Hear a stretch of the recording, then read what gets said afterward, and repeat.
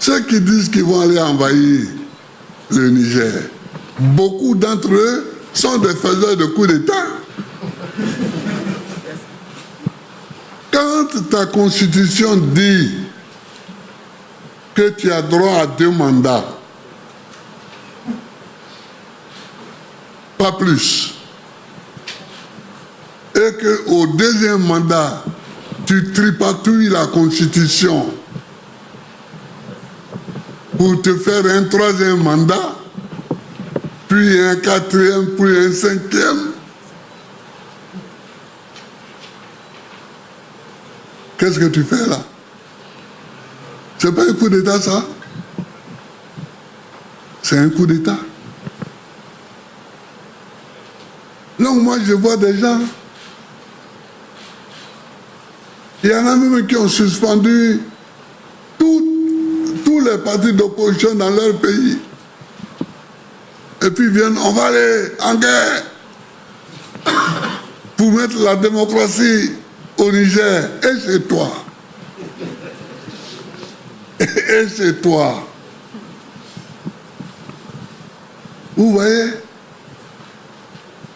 Donc, c'est un jeu de mensonges. Et c'est contre ça que je me révolte. Je vous le dis.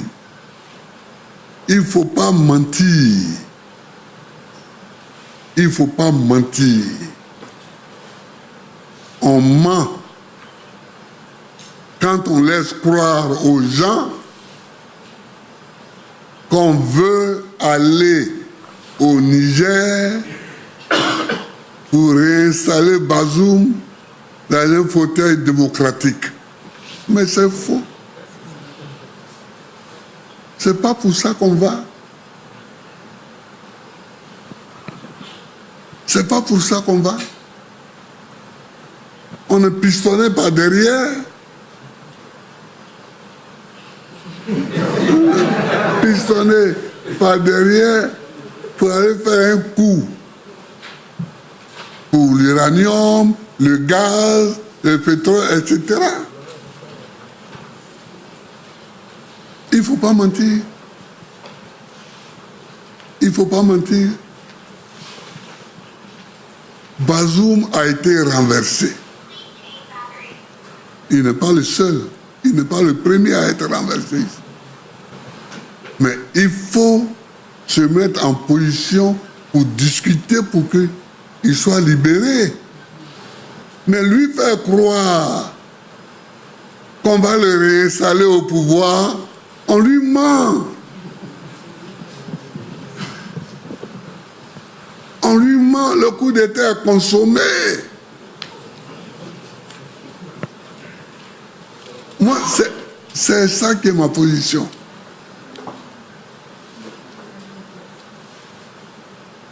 Je connais Bazoum, je connais Youssouf, tout ça. Je les connais.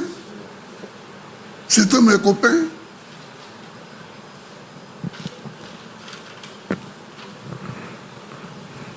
Au fait, Monsieur le Président, pourquoi le coup d'État du Niger fait tant mal que les autres?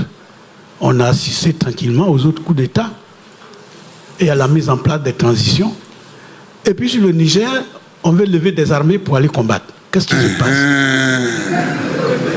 Pourquoi ça fait tant mal au Niger? C'est là qu'il faut creuser. C'est là qu'il faut creuser pour voir. Moi, je ne sais pas encore ce qu'il y a. Hein. Moi, je ne sais pas encore ce qu'il y a. Mais ça ne doit pas être très propre, toute cette histoire-là. Ça ne doit pas être très propre, ni très simple. Jérôme Deri pour le quotidien Le Nouveau Réveil. Oui. Monsieur le Président, en 2010, vous avez critiqué un peu la pratique de la CEDEAO. En 2023, quand vous regardez la CEDEAO, est-ce qu'elle demeure ce géant au pied d'Agile? Est-ce que vous pensez que cette organisation sous-régionale est encore forte pour pouvoir régler des crises dans la sous-région? Vous avez même dit que ce qui est bien dans la CEDEAO, c'est sa création. Oui. Oui, je me souviens de ça. Je me souviens de ça. Mais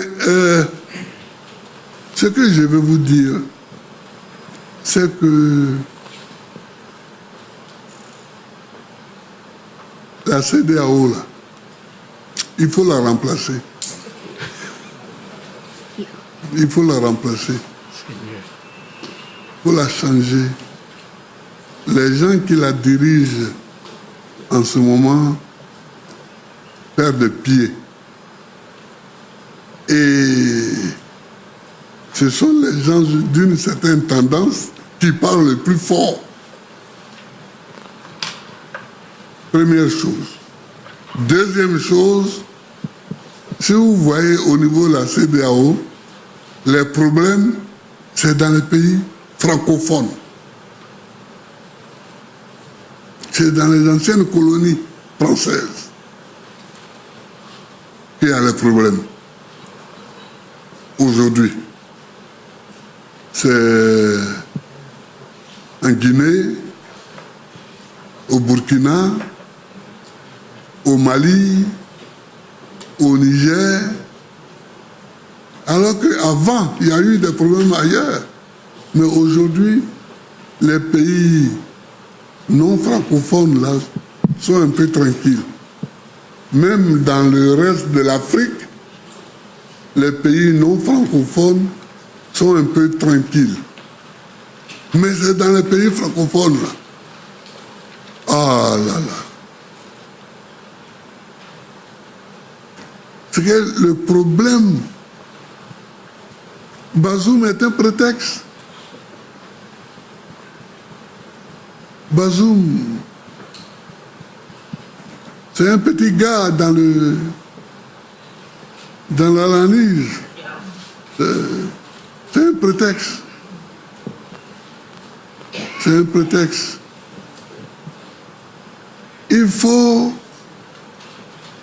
qu'on milite pour que Bazoum soit libéré.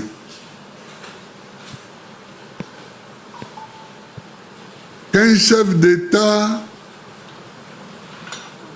de la région ou d'ailleurs accepte de le recevoir, lui et sa famille. Et comme ça, on aura vidé la partie émotionnelle du problème.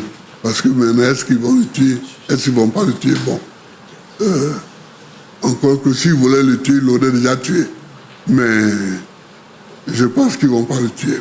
Bon, mais quand même, cette partie émotionnelle sera vidée. Mais moi, vous savez ce que je souhaite que la CEDEAO fasse? Je souhaite que sa force en attente là. Moi, j'ai rigolé l'autre jour.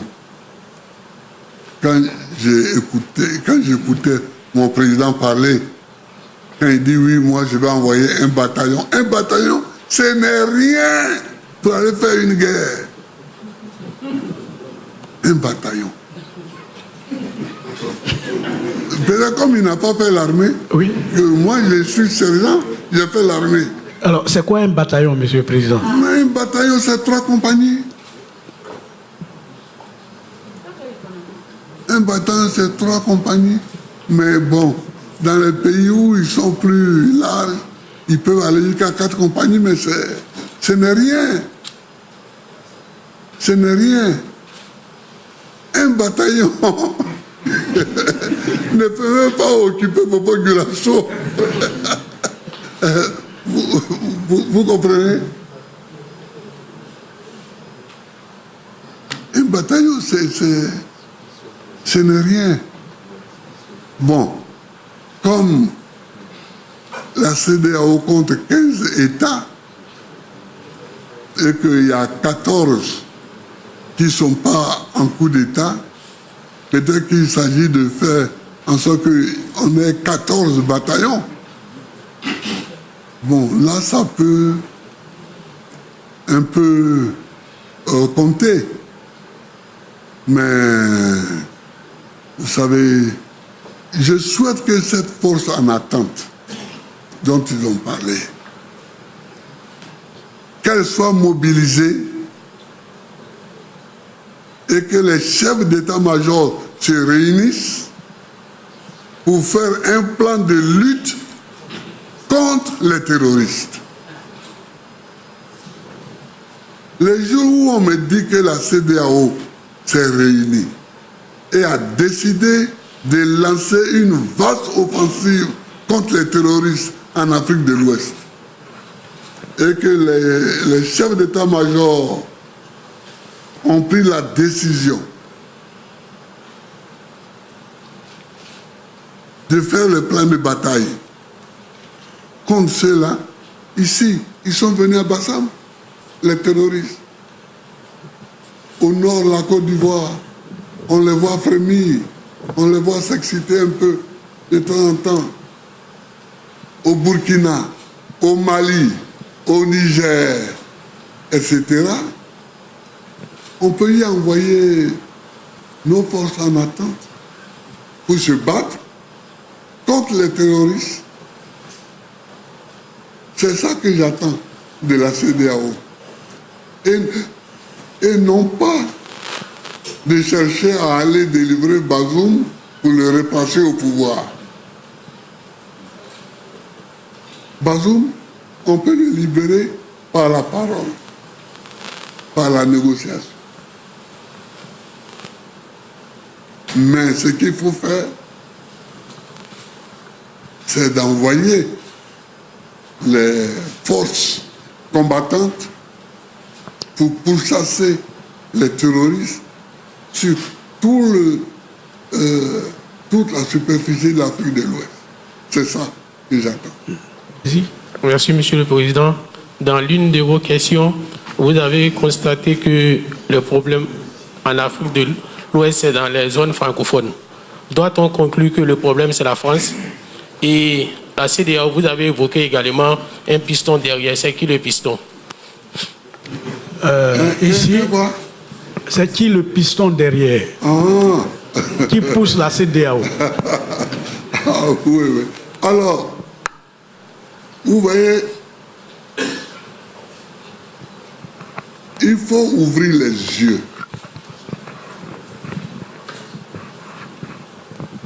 Et ne pas prendre toujours les évidences comme des révélations. Ouvrez les yeux. Où il y a eu des coups d'État en ce moment-ci. C'est en Guinée. C'est au Mali. C'est au Burkina Faso. Le Niger. Et c'est au Niger. Ce sont 4 pays quoi? 4 pays francophones. Bon, ça c'est une évidence. On le voit. Alors ne prenez pas ça pour une révélation que je vous fais. Parce que vous-même, vous pouvez le constater et le voir. C'est ça. Ce sont 4 pays francophones. Voilà. Alors ensuite, quand je dis qu'il y a le piston derrière, aujourd'hui, là, remarquez bien, quels sont ceux qui parlent pour aller faire la guerre? C'est Alassane Ouattara et Talon. Bon, on les connaît, ces deux-là. On les connaît. Dans l'Afrique ici. Vous comprenez? Voilà. Donc, moi, je parle des évidences. Mais des évidences qui sautent à vos yeux si vous regardez bien vous-même. Mais ne prenez pas ça pour des révélations. Voilà.